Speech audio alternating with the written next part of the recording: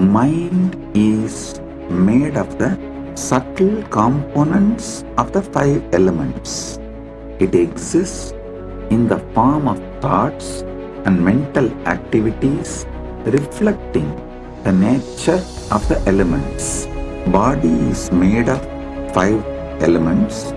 Five elements, gross manifestation is body.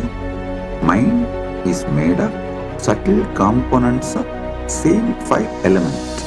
Consciousness is the subtlest essence of the five elements. It eternally illuminates all elements.